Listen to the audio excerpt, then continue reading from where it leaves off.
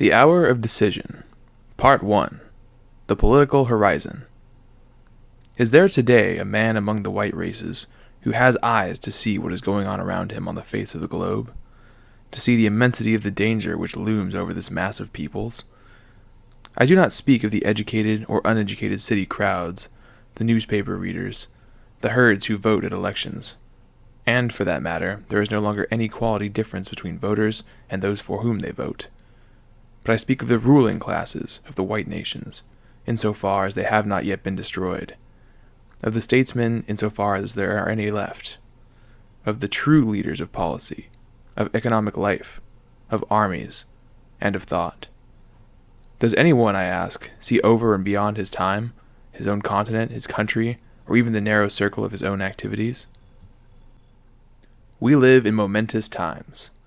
The stupendous dynamism of the historical epoch that has now dawned makes it the grandest, not only in the Faustian civilization of Western Europe, but, for that very reason, in all world history, greater and by far more terrible than the ages of Caesar and Napoleon.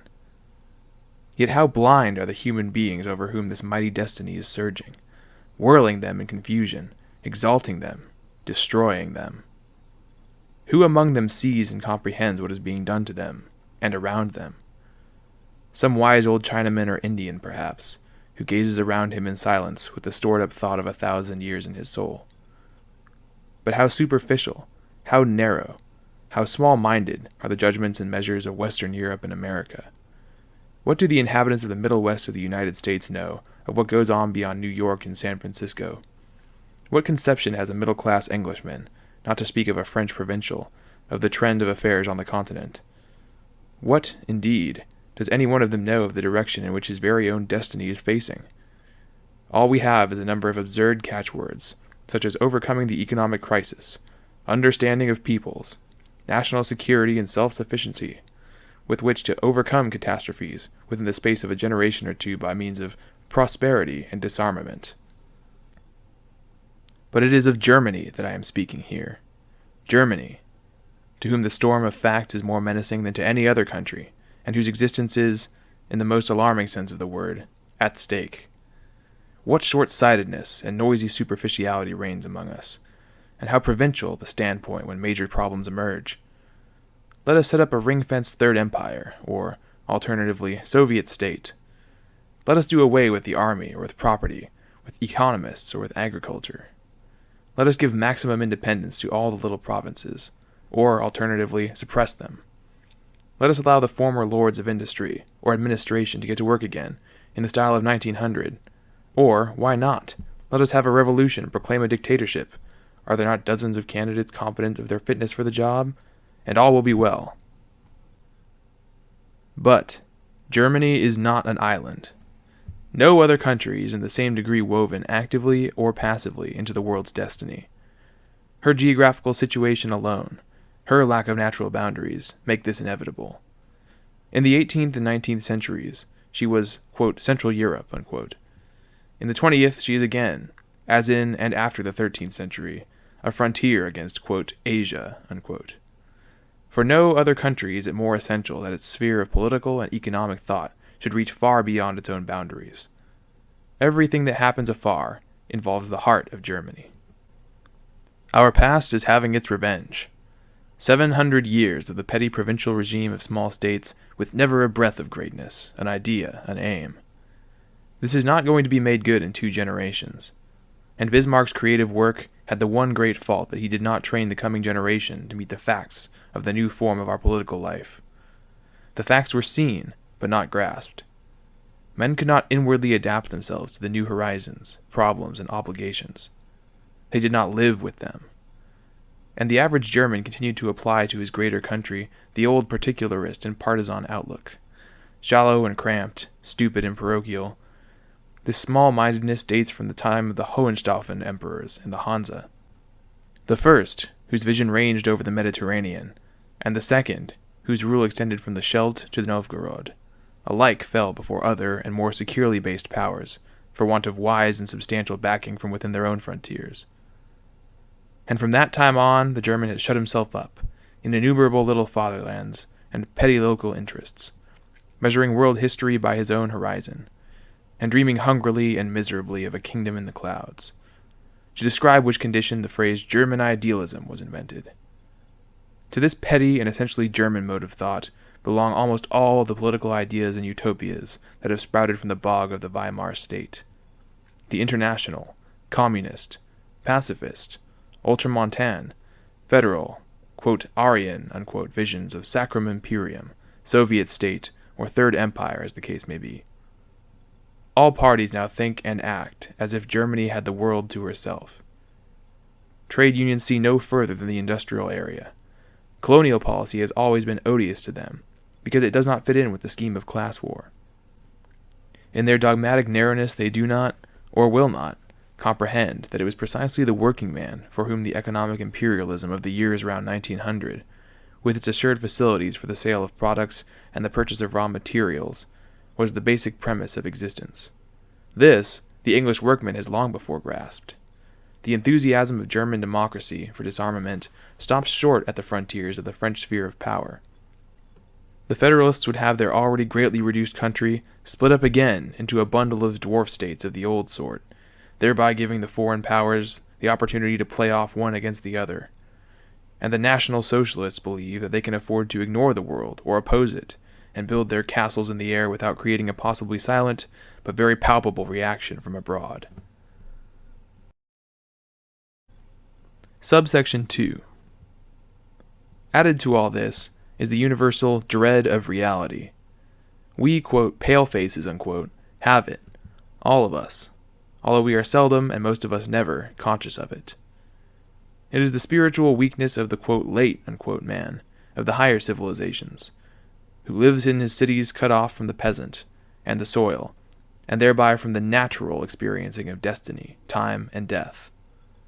He has become too wide awake, too accustomed to ponder perpetually over yesterday and tomorrow, and he cannot bear that which he sees and is forced to see, the relentless course of things, senseless chance, and real history striding pitilessly through the centuries into which the individual with his tiny scrap of private life is irrevocably born at the appointed place. That is what he longs to forget, refute, or contest. He takes flight from history into solitude, into imaginary faraway systems, into some faith or another, or into suicide. Like a grotesque ostrich, he buries his head in his hopes, ideals, and cowardly optimism. It is so, but it ought not to be. Therefore it is otherwise. We sing in the woods at night because we are afraid. Similarly, the cowardice of cities shouts its apparent optimism to the world at large, for very fear. Reality is no longer to be born. The wish picture of the future is set in place of facts, although fate has never taken any notice of human fancies, from the children's land of do-nothing to the world peace and workers' paradise of the grown-ups. Little as one knows of events in the future, for all that can be got from a comparison with other civilizations is the general form of future facts in their march through the ages. So much is certain. The forces which will sway the future are no other than those of the past.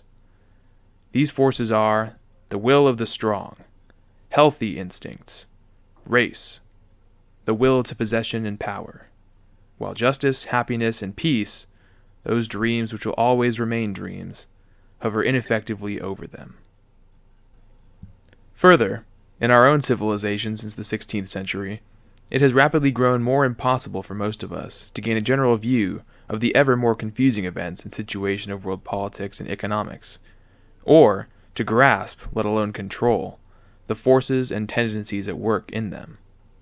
True statesmen become rarer and rarer. Most of the doings, as distinct from events, in the history of these centuries, was indeed the work of semi-experts and amateurs with luck on their side. Still, they could always rely upon the people's instinct to back them. It is only now that this instinct has become too weak, and the voluble criticism of blithe ignorance so strong, as to make it more and more likely that a true statesman, with a real knowledge of things, will not receive this instinctive support, even at the level of grudging tolerance, but instead will be prevented from doing what has to be done by the opposition of the no-betters. Frederick the Great experienced the first of these types of opposition. Bismarck almost fell a victim to the second. Only later generations, and not even they, can appreciate the grandeur and creativeness of such leaders. But we do have to see to it that the present confines itself to ingratitude and incomprehension, and does not proceed to counteraction. Germans in particular are great at suspecting, criticizing, and voiding creative action. They have none of that historical experience and force of tradition which are congenial with English life.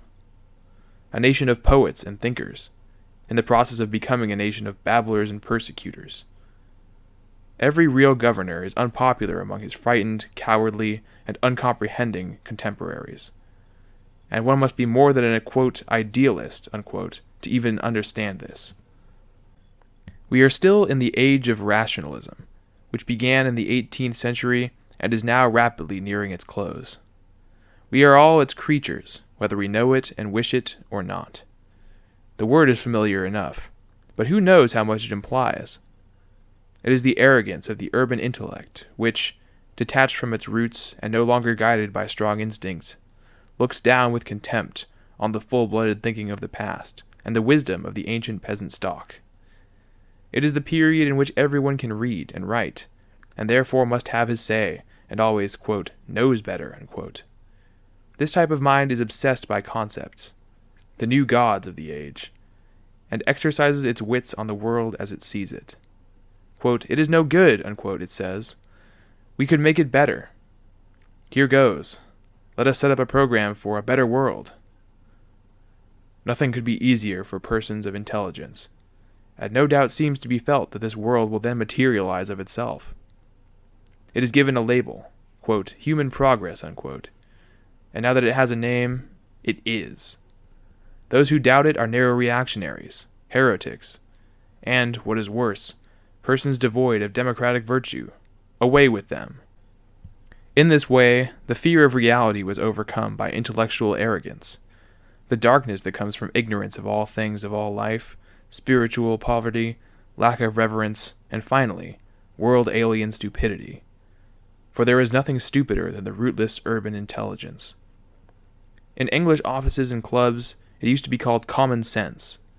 In French salons, esprit. In German philosophers' studies, pure reason. The shallow optimism of the cultural Philistine is ceasing to fear the elemental historical facts, and beginning to despise them. Every, quote, know better, unquote, seeks to absorb them into his scheme, in which experience has no part, to make them conceptually more complete than they actually are, and to subordinate them to himself in his mind, because he has not livingly experienced them, but only perceived them. This doctrinaire clinging to theory for lack of experience, or rather, this lack of ability to make experience, finds literary expression in a flood of schemes for political, social, and economic systems and utopias, and practical expressions in that craze for organization which, becoming an aim in itself, produces bureaucracies that either collapse through their own hollowness or destroy the living order. Rationalism is, at bottom, nothing but criticism, and the critic is the reverse of a creator. He dissects and he reassembles. Conception and birth are alien to him. Accordingly, his work is artificial and lifeless, and when brought into contact with real life, it kills. All these systems and organizations are paper productions. They are methodical and absurd, and live only on the paper they are written on. The process began at the time of Rousseau and Kant, with philosophical ideologies that lost themselves in generalities, passed in the 19th century to scientific constructions with scientific, physical, Darwinian methods, sociology, economics, materialistic history writing, and lost itself in the 20th century in the literary output of problem novels and party programs. But let there be no mistake. Idealism and materialism are equally parts of it.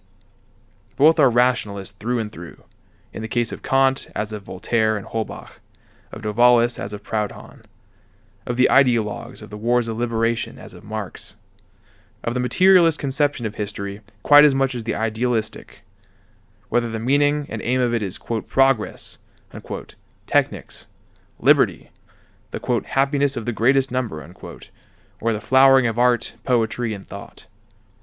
In both cases, there is the failure to realize that destiny in history depends on quite other, robuster forces.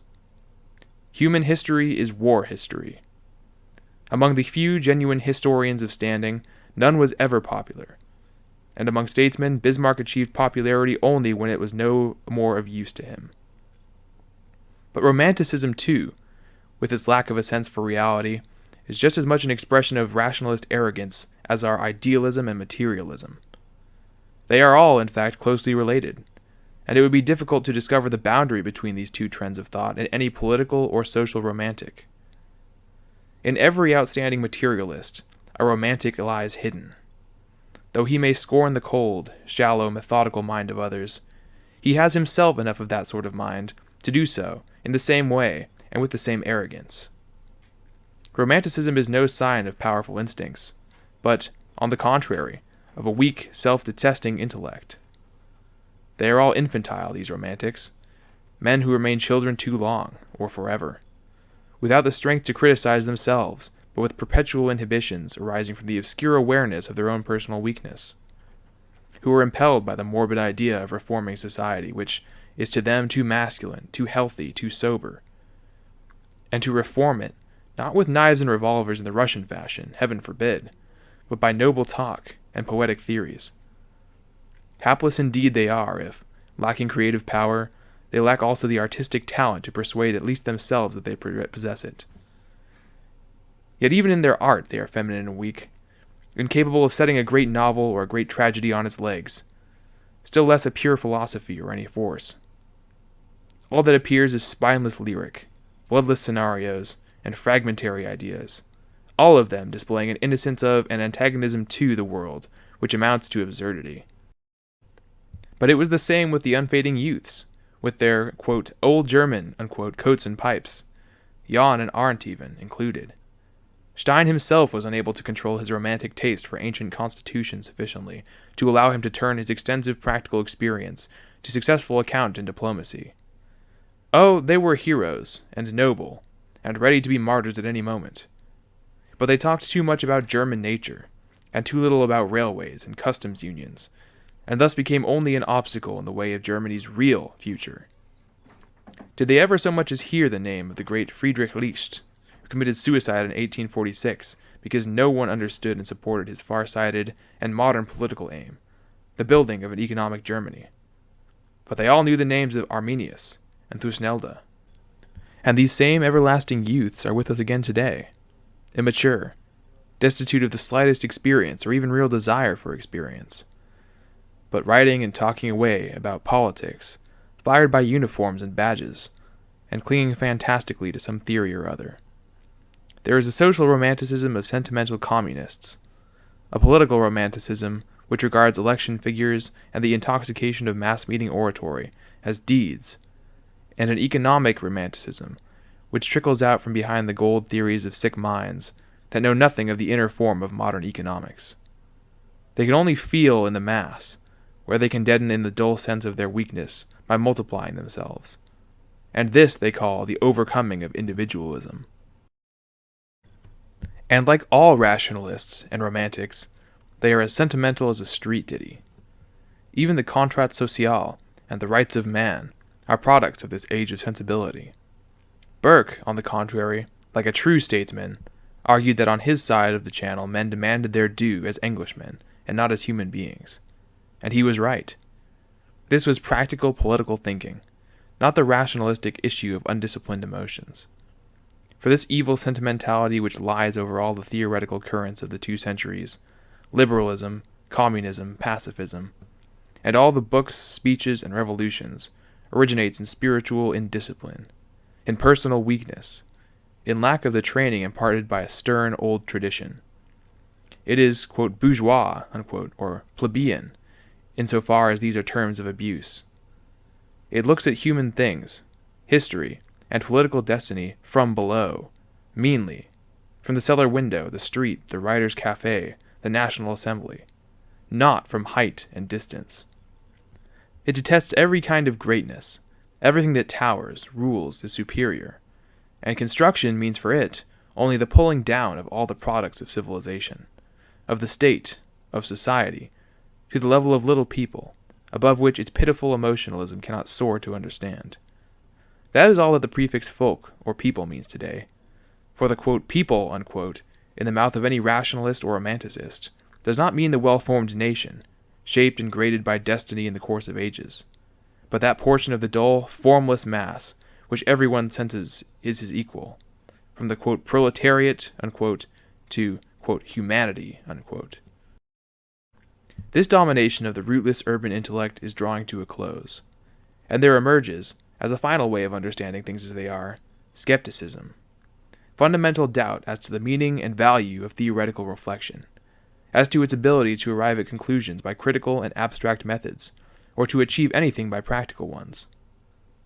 Skepticism in the form of great historical and physiognomic experience, of the incorruptible eye for facts, the real knowledge of men which teaches what they were and are, and not what they ought to be. The skepticism of true historical thought, which teaches, among other things, that there have been other periods, wherein criticism was all-powerful, and that these periods have left little impress behind them. And the skepticism which brings reverence for the facts of the world happening, which are and remain inward secrets to be described but never explained, and to be mastered only by men of a strong breed, who are themselves historical facts, not by sentimental programs and systems. The hard recognition of historical fact which has set in with the century is intolerable to soft, uncontrolled natures. They detest those who establish them, calling them pessimists. Well, but this strong pessimism, with which belongs the contempt for mankind, of all great fact men who know mankind, is quite a different matter from the cowardly pessimism of small and weary souls which fear life, and cannot bear to look at reality. The life they hope for, spent in peace and happiness, free from danger and replete with comfort, is boring and senile, apart from the fact that it is only imaginable, not possible. On this rock, the reality of history, every ideology must founder. Subsection 3. As regards the international situation of the moment, we are all in danger of misreading it. After the American Civil War, 1861 to 1865, the Franco-German War, 1870 to 71, and the Victorian Age, existence and progress among the white races ran so incredibly calm, secure, peaceful, and carefree that one may search in vain through the centuries for anything analogous. Anyone who has lived through that period, or even heard about it from others, is always liable to regard it as normal and the wild present as the disturbance of this natural state of affairs, and to wish that things may soon, quote, look up again, unquote. Now, that will not be the case, and we shall never see that kind of thing again. We do not realize what led up to this, in the long run, impossible situation. There was the fact that standing and expanding armies rendered a war so incalculable that no statesman any longer dared to make one. The fact that technical economic development was in feverish condition, which was bound to come to a speedy end because of its dependence on rapidly vanishing conditions. And finally, the resultant fact that the grave unsolved problems of the time were being pushed more and more into the future, loaded as an unavowed commitment onto the shoulders of the heirs and heirs' heirs, so successfully that men ceased to believe in their reality although they were looming out of the future with steadily growing insistence. If few can stand a long war without deterioration of soul, none can stand a long peace. This peace period from 1870 to 1914, and the memory of it, rendered all white men self-satisfied, covetous, void of understanding, and incapable of bearing misfortune. We see the result in the utopian conceptions and challenges, which today form part of every demagogue's program. Challenges to the age, to the state, to parties, and in fact to everyone else, in complete disregard of the limits of possibility or of duty, doing and foregoing. This all too long peace over a period of growing excitement is a fearful inheritance. Not a statesman, not a party, hardly even a political thinker is today in a safe enough position to speak the truth. They all lie. They all join in the chorus of the pampered, ignorant crowd who want their tomorrow to be like the good old days, only more so. Although statesmen and economic leaders at least ought to be alive to the frightful reality. Only, look at our leaders of today. Once a month, their cowardly and dishonest optimism announces the upbranch of the cycle, and prosperity, on the strength of a mere flutter on the stock exchange caused by building speculations. The end of unemployment, from the moment that 100 men or so are given jobs.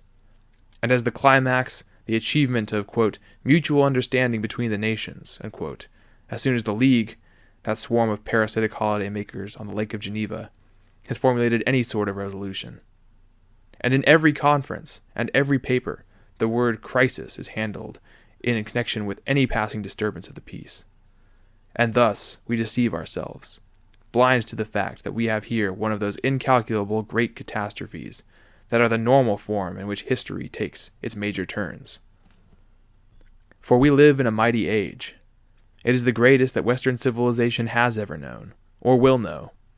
It corresponds to the classical age, from Cannae to Actium, to the age illumined by the names of Hannibal, Scipio, and Gracchus, Marius, Sulla, and Caesar. The World War was but the first flash and crash from the fateful thundercloud which is passing over this century. As then, at the commencement of the Imperium Romanum, so today, the form of the world is being remolded from its foundations, regardless of the desires and the intentions of, quote, the majority, unquote, or of the number of victims demanded by every such decision. But who understands this? Who is facing it? Does one of us consider himself lucky to be there to see it?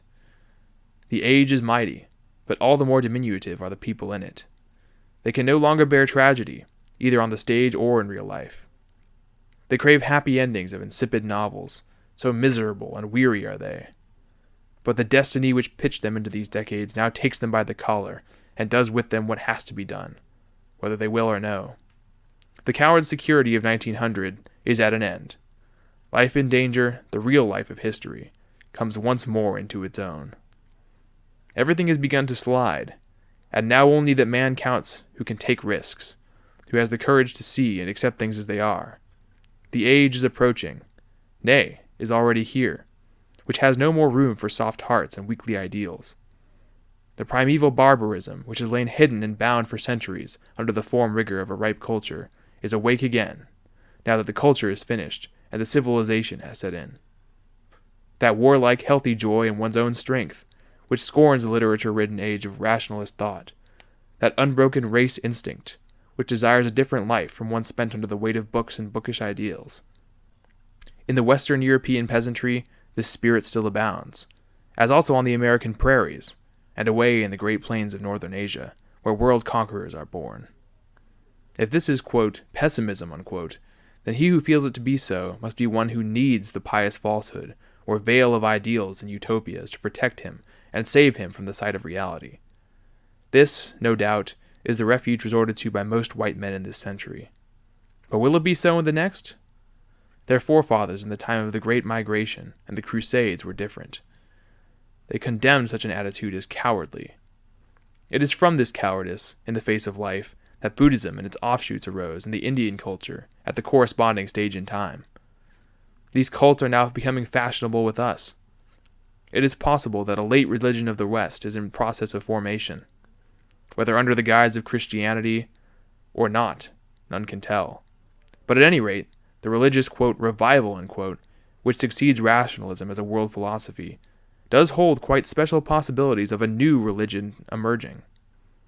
People with tired, cowardly, senile souls seek refuge from the age in something which by reason of its miraculous doctrines and customs is better able to rock them into the sleep of oblivion than the Christian churches. The credo quia absurdum is again uppermost. But the profundity of world suffering, a feeling that is as old as the brooding over the world itself, the moan over the absurdity of history and the cruelty of existence, arises not from things themselves, but from morbid reflection upon them. It is the annihilating judgment upon the worth and strength of men's old souls. A profound view of the world need not necessarily be saturated with tears. There is a Nordic world feeling, reaching from England to Japan, which is full of joy just because of the burden of human destiny. One challenges it for the sake of conquering it, and one goes under proudly should it prove stronger than one's own will. This was the attitude depicted in the old, genuine parts of the Mahabharata, which tells of the fight between the Kurus and the Pandus, In Homer, Pindar, and Aeschylus, in the Germanic sagas and Shakespeare, in certain songs of the Chinese Shu King, and in the world of the samurai. It is the tragic view of life, which is not yet dead, but will blossom anew in the future, just as it blossomed in the World War. All the very great poets of Nordic cultures have been tragedians, and tragedy, from ballad and epic onward, has been the deepest form of this brave pessimism. The man who is incapable of experiencing or enduring tragedy can never be a figure of world significance. He cannot make history, unless he experiences it as it really is, tragic, permeated by destiny, and in consequence meaningless, aimless, and unmoral in the eyes of the worshippers of utility. It marks the parting of the ways between the superior and subordinate ethos of human existence. The individual's life is of importance to none beside himself. The point is whether he wishes to escape from history or give his life for it. History reeks nothing of human logic. Thunderstorms, earthquakes, lava streams, these are the near relatives of the purposeless, elemental events of world history. Nations may go under. Ancient cities of aging cultures burn or sink in ruins. But the earth will continue to revolve calmly around the sun, and the stars to run their courses in the sky. Man is a beast of prey. I shall say it again and again. All the would-be moralists and social ethics people who claim or hope to be, quote, beyond all that, unquote, are only beasts of the prey with their teeth broken, who hate others on account of the attacks which they themselves are wise enough to avoid. Only look at them. They are too weak to read a book on war, but they herd together in the street to see an accident, letting the blood and the screams play on their nerves. And if even that is too much for them, they enjoy it on the film and in the illustrated papers. If I call man a beast of prey, which do I insult, man or beast? For remember, the larger beasts of prey are noble creatures, perfect of their kind, and quite without the hypocrisy of human moral due to weakness. They shout, "No more war," but they desire class war. They are indignant when a murderer is executed for a crime of passion, but they feel a secret pleasure in hearing of the murder of a political opponent. What objection have they ever raised to the Bolshevist slaughters? There is no getting away from it. Conflict is the original fact of life, is life itself, and not the most pitiful pacifist is able entirely to uproot the pleasure it gives his inmost soul. Theoretically, at least, he would like to fight and destroy all opponents of pacifism. The further we advance into the Caesarism of the Faustian world, the more clearly will it emerge who is destined ethically to be the subject and who the object of historical events. The dreary train of world improvers has now come to an end of its amble through these centuries, leaving behind it, as sole monument of its existence, mountains of printed paper. The Caesars will now take its place. High policy, the art of the possible, will again enter upon its eternal heritage, free from all systems and theories, itself the judge of the facts by which it rules, and gripping the world between its knees like a good horseman. This being so, I have only to show here the historical position in which Germany and the world now stand, and how this position is the inevitable outcome of the history of past centuries, and will just as inevitably pass on to certain forms and solutions. That is destiny. We may deny it, but in doing so, we deny ourselves.